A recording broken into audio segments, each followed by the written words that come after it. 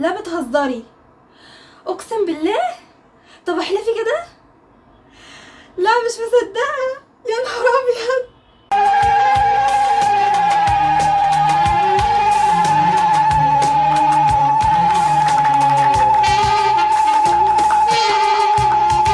يا صباح السعادة، يا صباح الفرحة، يا صباح الأخبار الحلوة، يا أجمل صباح عدى عليا في حياتي. عاملين ايه يا حبايبي؟ وحشتوني وحشتوني وحشتوني. النهاردة روتين السعادة، روتين البهجة، روتين الأخبار الحلوة. بصوا أحلى روتين عملته في حياتي. بصوا بقى، عايزاكم تركزوا معايا في الفيديو دوت علشان النهاردة كلنا هنفرح. بس تعالوا كده نبتدي مع بعض كده، نصلي على النبي عليه أفضل الصلاة والسلام، ونشوف هنعمل ايه. وبعد كده في خلال الروتين كده هقول لكم ايه الخبر السعيد اللي انا صحيت عليه. اول حاجه كده تعالوا نرص مع بعض كده شويه الخضار دول. امبارح بقى ايه، احمد كان بيصلي العشاء، قلت له وانت جاي هات لي بقى ايه حبه حاجات كده كانت ناقصاني في التلاجة، طماطم وفلفل الوان وخيار وجزر اللي هي حاجه السلطه كلها. وجبت كمان بتنجانتين كده كبار علشان هف عليا قوي اكل مسقعه، بس مش هعملها النهارده، بس قلت ايه اخليها عندي ممكن اعملها بكره او بعده. وجبت كمان بصل، وجبت كمان خضره ايه المحشي عشان عندي ورق عنب ولسه برضو مش عارفه هعمله امتى. بس انا كده كده بجيب الخضره وبغسلها وبلفها كده في مناديل وبتقعد عندي في التلاجة، ممكن تقعد معايا 4-5 ايام طازه يعني. المهم رصيتهم بقى كده في المنظمات بتاعتهم، وطبعا فرشت من تحتيهم مناديل عشان تمتص اي رطوبه ويقعدوا معايا فتره طويله في التلاجة. هنا بقى جبت الخضره. كان عندي ايه حزمتين من كل حاجة، قلت بقى هبتدي كده انضفهم واغسلهم كويس واشيلهم في التلاجة. وكمان احمد اما راح لي بتاع الخضار اتصل بيا من هناك، قال لي عنده ملوخية حلوة قوي والورقة بتاعتها كبيرة، اجيب لك؟ قلت له ماشي، هات لي نص كيلو. انا كده كده عندي اكياس ملوخية في الفريزر، بس لما بلاقي بتاع الخضار عنده ملوخية حلوة كده وطازة والورقة بتاعتها مش صغيرة، عشان الورق الصغير ده بصراحة بيقرفني في التقطيف، يعني بيبقى متعب جدا. بحب اللي هي ورقتها كبيرة دي، بتبقى سهلة ومنجزة معايا. فالمهم جاب لي نص كيلو، هقطفه برضو معاكم دلوقتي وايه ونشيله. هنا بقى الخضرة حطيتها بقى في مية وسبتها كده منقوعة شوية، مية وخل تنزل بقى اي تراب او اي حاجة فيها. وقفت بقى كده اقطف الملوخية كده معاكم. وعايزة يا جماعة بس اقول لكم على حاجة، عشان كل فيديو اقول ان انا هقولها لكم وبنسى. انا طبعا حاطة رقم الواتساب بتاعي على ايه، على القناة، تمام؟ لو دخلتوا على الصفحة الرئيسية بتاعت القناة بتاعتي هتلاقوا رقم الواتساب. رقم الواتساب ده اولا انا عاملاه عشان خاطر الدعاية والاعلان، لو اي حد عايز يتواصل معايا ان هو اعلن له على الصفحة بتاعته على الجروب بتاعه. لو في قناة مثلا عايزاني اعمل لها دعم عندي سواء في جوه الفيديو او على المنتدى، يبقى في رقم ايه للتواصل، لان في ناس كتير ما بيبقاش عندها ولا فيسبوك ولا انستجرام، فما بيعرفوش ان هم يوصلوا لي. دي حاجة. الحاجة التانية ببقى برضو حاطة الرقم عشان لو في متابعين انا مثلا موجودة في اسكندرية حابين يقابلوني، مثلا لو انا عارضة حاجة للبيع بيتواصلوا معايا عشان يسألوا عليها كده يعني. فالنقطة بقى اللي انا عايزة اكلمكم فيها ايه، بيجيلي مسجات كتير جدا جدا، يا دودي لو انت عندك هدوم زيادة، او لو عندك ملابس اطفال، او لو عندك عبايات، او لو عندك شوزات، اي حاجة زيادة مثلا احنا محتاجينها. انا والله ما ببقاش عاوزة اكسف حد ولا عاوزة احرج حد، بس والله والله انا بحلف بالله العظيم انا لسه مطلعة شنط قد كده. فاكرين لما قلتلكم الدولاب عندي مليان ومحتاجة دريسنج علشان خاطر يكفي الهدوم بتاعتي؟ ناس كتير منكم نصحوني قالوا لي يا دودي خرجي الحاجات القديمة اللي انتي مش محتاجاها او اللي انتي ما بتلبسهاش كتير عشان تفضي مكان، وفي نفس الوقت يعني ناس غيرك يستفيدوا بيها. فانا بالفعل عملت كده وسمعت كلامكم، وجمعت بقى كل الحاجات اللي هي ما بلبسهاش او بقت ضيقه عليا، او خلاص بقى يعني انا جات لي هدوم كتير جديده، فخلاص في حاجات كتير استغنيت عنها، وحاجات جديده والله، وحاجات يعني سليمه مش مقطعه ولا متبهدله ولا كده. انتوا عارفين هدومي بحافظ عليها جدا. فانا عملت كده وطلعت بقى لله. يعني في ناس اعرفهم شخصيا بشوف يعني ان هم ظروفهم مش قد كده بيكونوا محتاجين الحاجات ديت. فبالفعل يا جماعة انا طلعت كل حاجة زيادة عندي والله. فمعلش يا حبايبي اعذروني، انا مش قادره ارد عليكم كلكم، لان الرسائل على الواتس عندي بصراحه بتبقى كتير قوي، وانا ما عنديش الوقت ان انا افتح كل رساله وارد عليها. فما تزعلوش مني لو انا ما ردتش عليكم، بس انا قلت يعني ايه، بما ان يعني ناس كتير بعتتلي فارد عليكم في الفيديو، بما انكم اكيد بتسمعوني. انا والله ما عنديش، لو انا عندي اكيد مش هتأخر، يعني انتوا عارفيني انا حتى لو الحاجة محتاجاها وحد قدامي عايزها والله ما بتأخرش عنه. بس انا فعلا ما عنديش اي هدوم زيادة ولا عبايات زيادة ولا اي حاجة، كله لسه مطلعاه الاسبوع اللي فات، فبس علشان ما حدش يزعل مني. المهم هنا بقى ايه، غسلت الملوخية غسلة كويسة جدا وصفتها، واول لما تنشف هلفها كده بورق مناديل واحطها في علبة في التلاجة. ممكن نبقى نعملها مع بعض بكرة، يعني اليوم اللي انا هعمل فيه المحشي هعمل جنبيه الملوخية خلاص، والخضرة برضو نفس الكلام. طلعت بقى الحله البايركس الجديده ديت، عايزه اقول لكم من ساعه ما اشتريتها من بيت الفريده وانا ما استعملتهاش ولا مره. كان نفسي اعمل فيها الاكل بتاع النهارده، بس لقيتها حجمها صغير قوي مش هتنفع خالص. فالحله دي عايزه مثلا اسلق فيها بيض، اعمل فيها اندومي، اعمل فيها فشار برضو، حتى الفشار هيبقى حبه صغيرين، فهي حجمها صغير. فغسلتها وقلت ايه، يعني عشان لما عوزها مغسلهاش الاقيها جاهزه. المهم تعالوا بقى نجهز للغدا بتاعنا النهاردة. مليت كده مية وحطيتها على النار، وحطيت الوك بتاعتي تسخن عقبال ما اقطع الخضار. انا هعمل النهاردة الاكلة اللي هي الاكلة اليابانية او الصينية، مش عارفة هي ياباني ولا صيني، هي تقريبا صيني. اللي هي يا جماعة الفراخ سويت اند ساور بالمكرونة. انا الاكلة دي بحبها جدا، واخر مرة كلتها من بره كانت بشعة، يعني انا مش هحكي لكم بقى عشان ما عيدش الكلام مرتين، لان انا في مقطع مصوراه مع يحيى هيحكي لكم بنفسه، لان هو كان معايا، كان بياكل معايا واحنا بره في المول، هيحكي لكم بالظبط الاكله ديت كانت عامله ازاي. فانا من ساعتها وانا حلفت وقلت والله العظيم ما انا واكلها بره تاني، بعد اللي شفته وبعد اللي دقته. قلت لا، ده انا بعملها في البيت والله احلى وانضف واجمل مليون مره، لان بجد يوميها دمي اتحرق، لان انا الوجبه ما كانش سعرها قليل، وفي نفس الوقت احنا يعتبر مكلناش، يعني رجعنا جعانين. فقلت بقى هعملها النهارده وتشوفوا بقى طريقتي فيها. بقطع معايا فلفل الوان شرايح كده جوليان رفيعه، وبصل وجزر، الجزر برضو بقطعه طويل كده ورفيع، تمام. وفلفل رومي اخضر وايه، وقلت لكم بصل او خلاص. هنا بقى بتاع الفراخ كنت قايله له يقطع لي كيلو بانيه، بس مش بانيه بقى، لا قلت له قطعه لي مكعبات، هو بقى ايه بيعمل لي التقطيع اللي انا عايزاها. فقطع لي كده الفراخ مكعبات، وغسلتها غسله كويسه وصفتها، وحطيت عليها ملح وفلفل اسود ومعلقه كبيره من بهارات الفراخ، وقلبتهم كويس ايه مع بعض. بعدين هجيب بقى هنا الفيجيتار بتاعي، الفيجيتار اللي هو ايه بنعمل بيه البانيه دوت.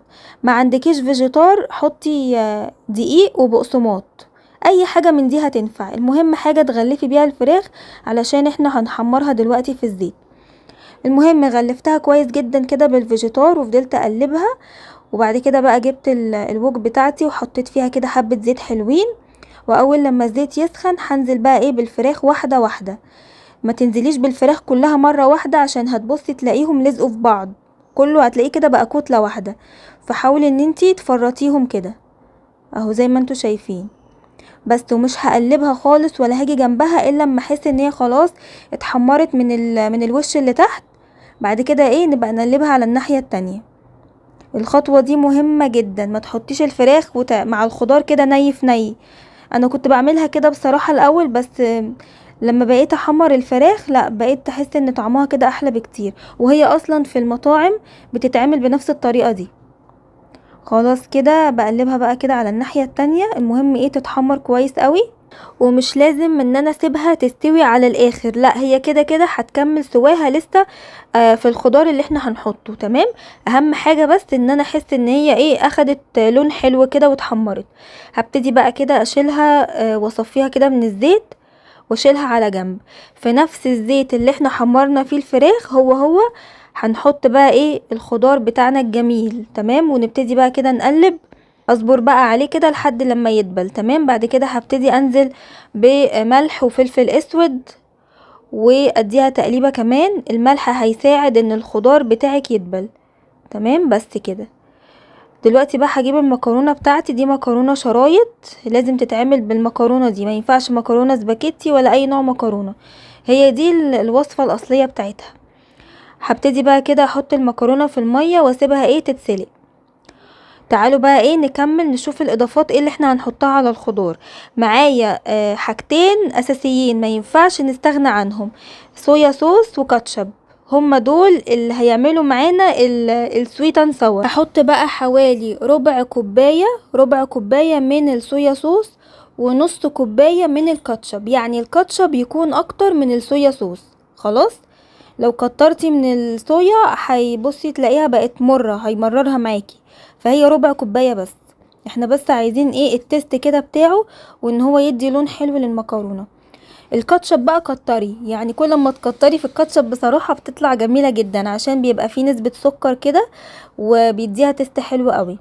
بس وهبتدي بقى كده اقلب. شايفين الخضار اهو بدأ يدبل معايا. هبتدي بقى انزل بكوباية مية مغلية. تمام، بس كده. اخر حاجة احط معلقة برضو من السكر زيادة، عشان هي اسمها سويت اند ساور، يعني حلوة وحادقة في نفس الوقت، فانا بحب احط حبة سكر كمان. وهغطي عليها شوية لحد لما الخضار بتاعي يستوي. هدي بقى كده تقليبة للمكرونة، وتعالوا بقى كده نفتح على الخضار. شايفين بقى يا جماعة اللون عامل ازاي؟ يلا بينا بقى دلوقتي ننزل الفراخ اللي احنا كنا محمرينها. في ناس بتحط نشا وفي ناس لا، انا مش هحط نشا لان كده كده احنا محمرين الفراخ بالدقيق والفيجيتار، فكده كده الصوص هيتقل معايا.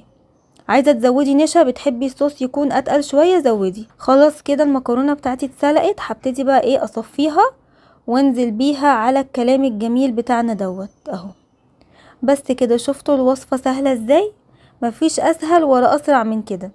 بدل بقى ما كل شوية تخشي تعملي مكرونة وبانيه، اكيد جوزك وعيالك زهقوا من الاكلة دي بنفس المكونات، بس هتزودي بس شوية خضار وكاتشب وصويا صوص، يعني حاجات رخيصة، يعني مش غالية خالص. والاسم ان انتي عملتي اكلة جديدة، اكلة مطاعم كده، وفي نفس الوقت طعمها تحفة ومغذية جدا طبعا. في المطاعم بقى اليابانية بيزودوا شوية سمسم كده على المكرونة، فتعالوا كده نحط السمسم مع بعض. طعمه مش بيبان قوي على فكرة في الاكل، يعني ما تقوليش طعمها هيبقى سمسم، لا، يعني هو بس بيدي منظر مش اكتر، وبتاخدي برضو الفايدة بتاعت السمسم. حسيت هنا ان السمسم قليل فزودت حبة كمان اهو. بس كده خلصت الوصفة. تعالوا بقى نشوف رأي استاذ يحيى. ازيك يا استاذ يحيى؟ ازيك يا ماما؟ عامل ايه؟ الحمد لله. سلم على اصحابك. ازيكم يا اصحابي، عاملين ايه؟ يا رب تكونوا بخير. ويلا نبدأ في الفيديو على طول من غير مقدمة كتير. انا خلاص عملت المقدمة. انا دلوقتي جايباك علشان خاطر تدوق الاكلة اللي انا عاملاها النهاردة. عايزة اقول لكم يا جماعة ان انا مش قايلة ليحيى ايه الاكلة. والله العظيم مش قايله الحاجة. والله هو عمال يقول يا ماما انت عاملة اكل ايه، انا شامم ريحة حلوة، وانا عمالة اقول له عاملاها لك مفاجأة. بس قبل لما اقول لك الاكلة ايه، انا عايزاك انت تخمنها. هسألك كام سؤال وانت هتعرف اول لما اسألك. ماشي؟ فاكر اليوم اللي رحنا فيه مول سيتي ستارز؟ اليوم اللي هو رحنا بيه المواصلات ده. اه. فاكر اكلنا ايه هناك؟ ايه الاكلة اللي انا جبتها ليا وما عجبتنيش، كان طعمها وحش؟ طب وكانت طعمها وحش ليه انا برضو؟ كان لينا كلنا. كانت اسمها ايه او كانت عبارة عن ايه؟ مكرونة ولحمة، بس اللحمة طعمها حلو بس لحمة ولا قليلة. فراخ؟ فراخ بس قليلة قوي. سامعين يا جماعة؟ انا ما قلتلوش حاجة والله العظيم ما يعرف انا عاملة اكل ايه النهاردة. احكي لهم الاكلة كانت عاملة ازاي ووحشة قد ايه. عبارة عن مكرونة سباجيتي عادي. انتوا عارفين طعم المكرونة اللي هي العريضة شوية دي، مش الرفيعة. حطينا عليها صوص، والله العظيم مخليين مكرونة مقرمشة وطعمها. المكرونة ما استوتش اولا، يعني كانت يعني نص سوا، تمام. لدرجة انها كانت بتقطم، بتقطم. وحاطين معاها كده شوية خضار، صح؟ ده في كل الاكلات عامة. وكمان الفراخ، يعني الفراخ كام حتة والنبي يا يحيى؟ كام حتة تفتكر؟ ما كملتش 4. صح، 4 أو 5 بالكتير قوي. ما كملتش اصلا. طب فاكر الوجبة كانت سعرها عامل كام؟ فلوسك يا مجدي. كانت ب160 جنيه صح؟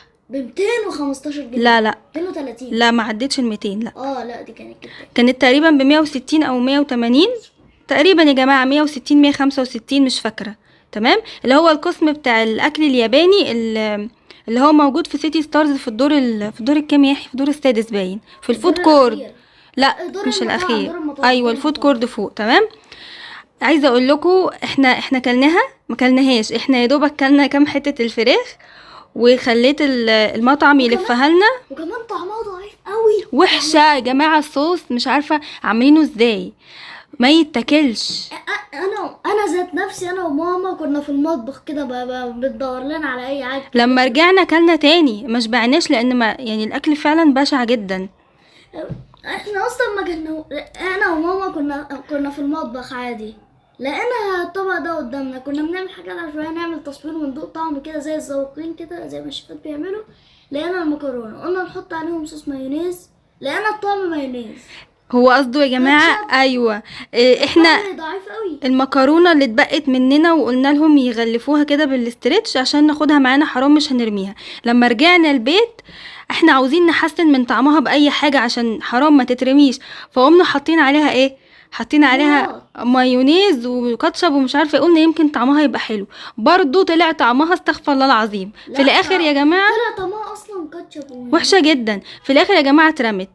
المهم يعني يا يحيى عايزه اقولك ان انا عملت لك الاكله دي دلوقتي، ولكن بقى بطريقه امك الشيف دودي كيتشن. عايزاك بقى تدوقها. خبيره 12 سنه اطمني. 11 لو سمحت.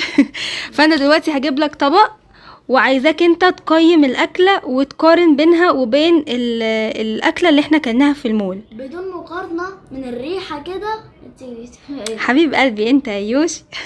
دلوقتي يا جماعه هجيب لي يحيى الطبق ونشوف بقى ايه رايه. والان مع المفاجاه كبرى. ايه ده؟ الحق المكرونايه هتقع. استنى يا لهوي، انا نسيت اجيب لك شوكه. استنى اروح اجيب شوكه واجي. بصوا يا جماعه، ايه رايك يا يحيى؟ اكل مطاعم 5 نجوم. شايف كميه الفراخ قد ايه؟ ده لسه في فراخ تاني في الطاسه جوه، بس انا حطيت لك على قدك. بصوا يا جماعه كميه الفراخ ما شاء الله. بصوا الفلفل الالوان، الجزر، المكرونه، بصوا لونها عامل ازاي. خطيره خطيره خطيره. انا مش محتاجه اجيب لك شوكه، عارف ليه؟ غمض عينك، فتح. مش دي اكله يابانيه صح؟ يبقى تتاكل بالايه؟ مش عارفه بيسموها ايه، ستيك، حاجه ستيك كده. المهم ما تكسرهاش عشان لو كسرتها مش هتعرف. هي اصلا ده مش كده، المفروض هي تتخلع كده. لا بص، تفتحها كده وهي زي ما هي كده لازقه، تفتحها كده وتحاول تاكل. يعني بص ازاي، هوريك. بص كده، تحط كده وتقفل وتسيبها وتلف. فهمت؟ وتقوم ايه واكل على بقك. خلاص. انتي دقتي؟ والله انا ما دقت لحد دلوقتي. بسم الله. يلا. ساعات طفل بس مبادئي. طفل بس عنده تذوق. يلا استطعم كده بالراحه. دوق الفراخ كمان عشان التجربه تبقى كامله. اهي اعملها كده زي الشوكه. ايوه يلا بسم الله. سخنه لسه سخنه. طب انا هاكل حته بس. طب دوق يا رب تعجبه.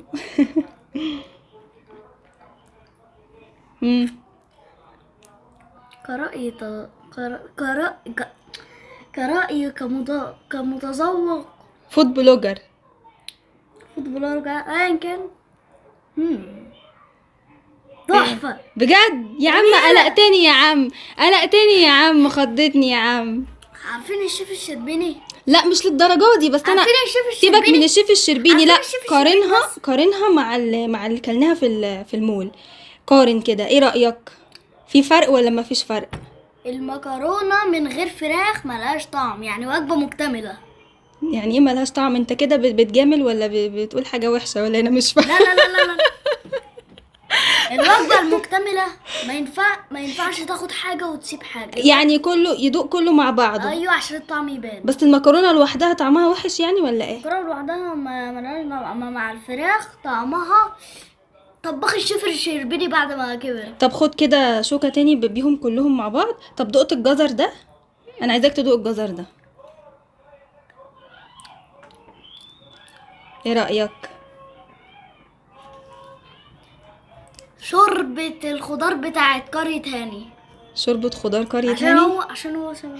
تصدق انا غلطانة ان انا باخد رأيك. ايه انت انا عجبتني شوربة الخضار. دي شوربة خضار يا شيخ، حرام عليك. طعمها كده.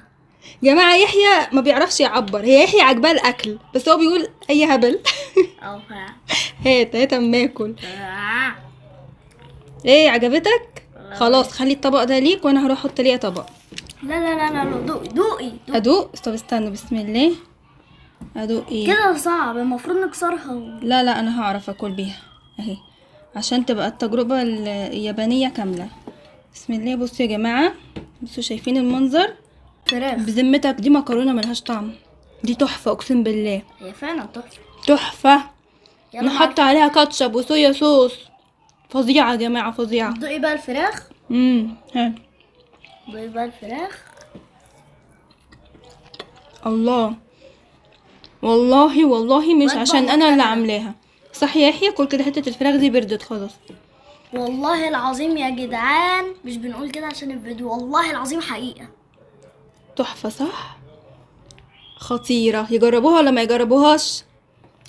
ماما هتسيب لكم الوصفة في الفيديو، اعملوها كل يوم غدا لولادكم، والله العظيم ما يزهقوا منها. حبيب قلبي يا يحيى. جماعة بجد ما تاكلوش الأكلة دي في المول، في أي مول، اعملوها في البيت والله أحلى وأطعم مليون مرة، بجد فظيعة. مش انت يا ماما هتسيب لهم الوصفة؟ أيوة ما أنا عملتها معاهم. هروح بقى يا جماعة احط لي طبق أنا ويوسف ناكل مع بعض، ويحيى بقى اسيب له الطبق ده عشان مش قادرة أقاوم بصراحة، طعمها جامد. عايزاك بقى يا يحيى تخلص الطبق ده كله، اتفقنا؟ عشان بعد ما تاكل هنعمل ايه؟ هنذاكر مع بعض الماس. تمام، كده درس الماس ماشي. تمام؟ تمام. يلا بينا. بصوا بقى، انا مش عارفه اجيبها لكم ازاي، بس اللي انا متاكده منه ان انتوا هتفرحوا اكتر مني. اليوم او الخبر اللي انا مستنياه بقالي كتير كتير كتير، يعني يمكن سنتين تقريبا. ايه هو بقى الخبر يا دودي؟ بصوا، لقيت تليفون من ماما بتتصل بيا بتقولي ايه؟ بتقولي احنا جايين بعد بكره. عايزه اقول لكم ان اقسم بالله انا رياكشني كان عامل زي الحته اللي انا هحطها لكم دلوقتي في الفيديو دي بالظبط.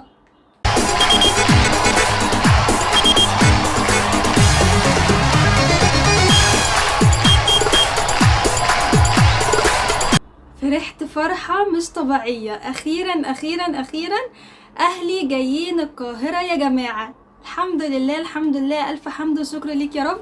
اتصلت بيا بتقولي احنا جايين بعد بكره وعايزه رقم ونش، اللي هو الونش اللي هو بيطلع العفش وكده. فانا بعت الرقم لبابا وهيتفق معاه بقى، يا اما بعد بكره، يعني على حسب بقى الونش ما يكون فاضي. لو فاضي بعد بكره هيجوا بعد بكره على طول، لو فاضي اليوم اللي هو اللي بعده يعني كمان 3 ايام. يعني بصوا يا جماعه على حسب ما الونش هيحدد معاه. بس خلاص ماما وبابا جايين. والله العظيم انا مش مصدقه. احلى تليفون، احلى مكالمه جات لي في حياتي كلها هي المكالمه دي. قد ايه كنت مستنياها، وقد ايه كنت حاطه ايدي على قلبي ان هو يعني لا قدر الله ممكن يحصل اي حاجه، وان هما ما يعرفوش ينقلوا بسبب عمر. يا جماعه بالنسبه لعمر، عشان الناس هتقعد تسالني يعني هو اتقبل، يعني التحويل بتاعه طلع؟ لا. امال هما جايين ازاي؟ هحكي لكم بس كده ايه باختصار على طول. هو يا جماعه المدرسه كلمته وقالت له الورقه بتاعت التحويل هتطلع في اخر شهر 10. فطبعا كانت صدمه بالنسبه لهم، فبابا قعد يزعق وقال لهم ازاي ده، انا عايز انقل القاهره، ده انا مستني الورقه علشان الدراسه هتبدا، ده كده ابني مش هيعرف يخش المدرسه. فقالوا له هي هتتاخر لحد اخر 10، ودي حاجه مش بايديهم، لان دي حاجه بتطلع حاجه الكترونيه، يعني مش حاجه شخص هو اللي بيمضي عليها، لا حاجه كده سيستم يعني.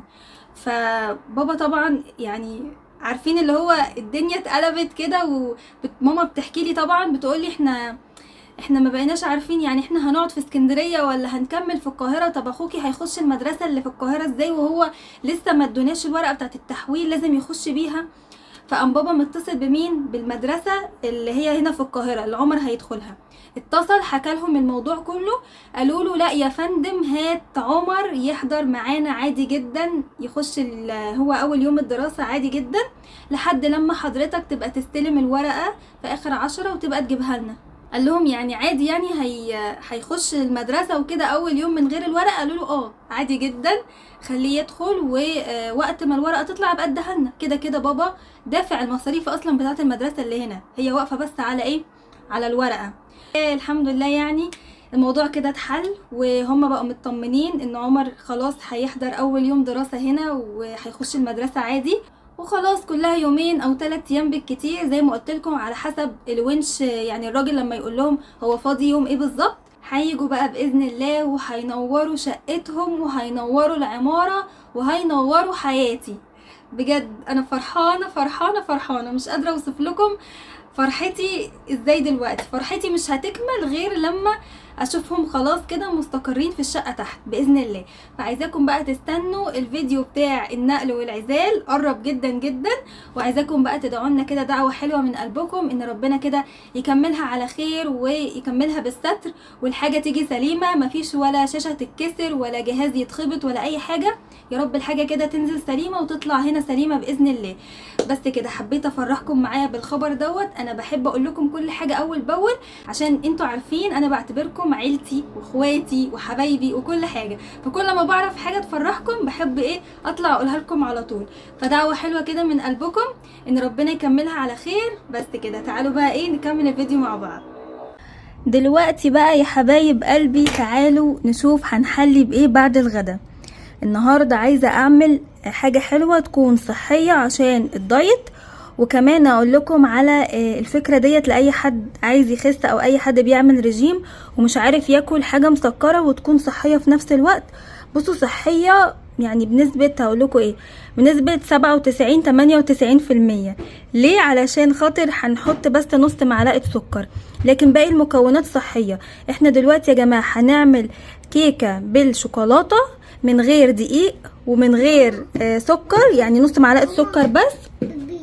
بيبي يوسف عايز بيبي في وقت، يعني هروح اعمل له بيبي واجي تاني يا جماعه. A few moments later. عدنا بعد الفاصل.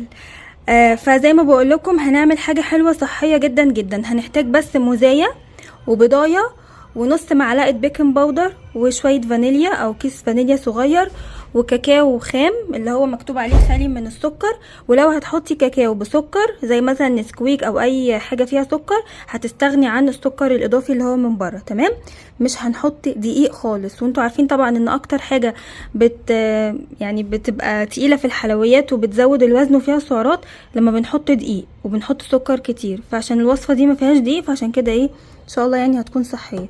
فاول حاجه هنعملها ان احنا هنجيب الموزايه ديت نقشرها ونهرسها. تعالوا بقى كده ثبت لكم التليفون واوريكم بقى الخطوات بالظبط. بصوا يا جماعه المقادير اللي انا هعملها معاكم دلوقتي ديت عشان تعمل معاكي بوله واحده بس، يعني المقادير دي على قد فرد واحد. لو انت بقى عايزه تزودي الكميه تعملي مثلا بولتين 3 فهتعمليها بنفس المقادير ديت. لكل بوله موزايه وبضايه ومعلقتين كبار من الكاكاو الخام وشوية فانيليا ونص معلقة بيكنج باودر ونص معلقة سكر. ونسيت حاجة مهمة جدا وهي اللبن، هحط معلقتين كبار من الحليب. خلاص ليه بعملها في بولة؟ علشان دي يا جماعة مش هتخش الفرن، دي انا هعملها في الميكروويف. عشان كده بقول لكم وصفة سهلة وسريعة جدا لو انتي صاحية الصبح عايزة تفطري حاجة حلوة وفي نفس الوقت مش عايزاها ترفع معاكي سكر الدم وتبوظلك الدنيا وتجوعك، فاعملي الوصفة دي. اولا البيض بروتين، ثانيا الموز برضو فيه بوتاسيوم ومشبع جدا، والكاكاو الخام برضو حلو قوي. تقدري بقى تستغني عن السكر خالص، يعني لو انت بقى عايزاها هيلثي 100% ما تحطيش سكر، بس ممكن بقى ايه في الاخر ترشي عليها ايه معلقة من العسل الابيض لو عايزاها ايه تحسي ان هي حلوة كده.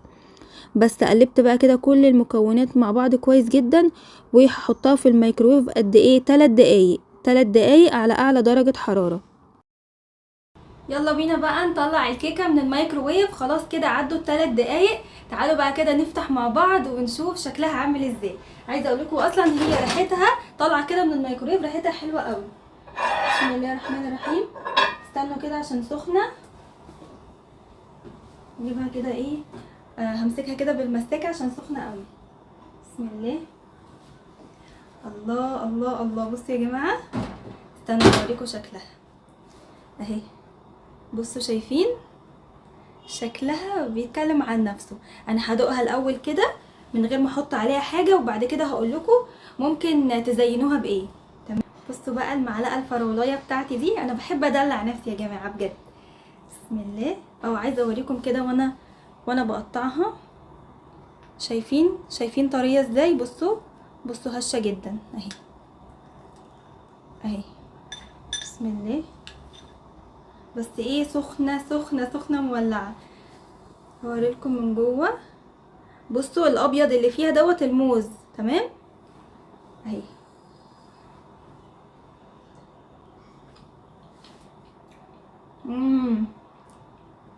الله. عارفين طعمها ايه؟ طعمها دارك شوكليت، الشوكولاته الدارك، مش الكيكه بالشوكولاته بتاعتنا العاديه، لا، عشان احنا حاطين فيها كاكاو خام، فاللي بيحب الدارك شوكليت هيحب قوي الكيكه دي. وعشان برضو ما اضحكش عليكم ونكون صراحه مع بعض، معروف يا جماعه ان الوصفات بتاعه الدايت او اكل الدايت عموما بيبقى طعمه مختلف عن الاكل العادي بتاعنا اللي بيبقى مليان سكر ومليان دقيق ومليان حاجات بتتخن، بس في نفس الوقت بتخلي الحاجه طعمها حلو عشان ترجعي تاكلي منها تاني. لكن ديت عشان كل مكوناتها صحيه 100%، فهتلاقوا طعمها مختلف عن الكيكه اللي بالشوكولاته العاديه. بس هل هتغنيكي عن ان انت تحلي بقك وانت بتعملي دايت؟ ايوه. يعني لو انت عايزه حاجه حلوه وهتموتي كده ومش قادره ومش عايزه تبوظي الدايت بتاعك، اعمليها. يعني هي اصلا احنا حاطين فيها نص معلقه سكر وهي بالكاكاو، فهتحسي فعلا ان انت كلتي كيكه بالشوكولاته وفي نفس الوقت مش هتخنك خالص. هقول لكم بقى فكره.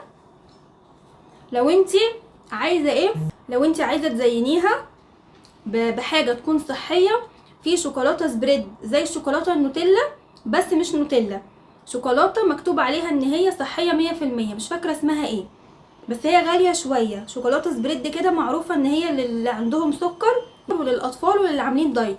هتجيبي بقى برطمان الشوكولاته دوت وتقومي ايه دهناه كده فوق الوش. انا طبعا عشان ما عنديش فهدهنها بدي الشوكولاته السبريد اللي عندي، بس مش هكتر، يعني يا دوبك هحط بس نص معلقه شوكولاته. بصوا شايفين اصلا شكلها خطير. هحط نص معلقه شوكولاته بحيث ان هي ايه تحسسني برضو ان انا اكلت حاجه فيها شوكولاته.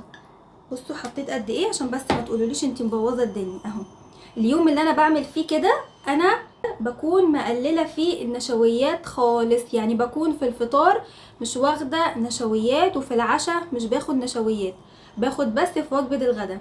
يعني انا خدت النهارده حبه مكرونه قد كده، كترت من الفراخ وقللت من المكرونه. تمام. فانا بصراحه ضد فكره الحرمان، انا ما بحبش احرم نفسي. لو انا حرمت نفسي من حاجه وانا بعمل دايت، هيجي عليا يوم واكيد هزهق، ولما ازهق بقى هفتح على البحري وهاكل الاخضر واليابس واللي خسيته هرجع ازيده اضعاف. فانا بصراحه ضد مبدأ الحرمان، اكل بس بكميات قليله. شايفين دهنت كده الشوكولاته اهي فوق الوش. تعالوا بقى ناخد قطمه كده بالشوكولاته السايحه النايحه دي. بصوا شايفين الجمال.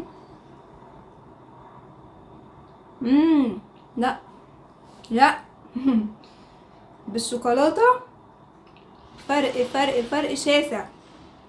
مش بقول لكم الحاجات الدايت بيبقى طعمها مش حلو، هي حلوه جميله بس بالشوكولاته احلى بكتير بصراحه. فما فيش مانع ان انت تاخدي نص معلقه يعني وتدهنيها، بس الافضل ان انت تجيبي الشوكولاته زي ما بقول لكم السبريد اللي هي، بصوا انا هجيب لكم صورتها واحطها لكم دلوقتي. الشوكولاته ديت صحيه ونفس طعم النوتيلا بالظبط، تقدري تجيبيها وتدهنيها فوق الوش. خلاص، عايزاكم بقى تجربوها، سهله وسريعه وفي الميكروويف 3 دقايق وتبقي عملتي احلى حاجه حلوه تنفعك بقى وانتي عامله دايت. هروح انا بقى اعيش حياتي معاها واسيبكم بقى تجربوا ايه الوصفات اللي احنا عملناها النهارده. يا رب يكون الفيديو عجبكم واستمتعتم معايا. ما تنسيش اللايك، اهم حاجه قبل ما تقفلي حطي اللايك، واشوفكم على خير بكره في فيديو جديد. مع السلامه.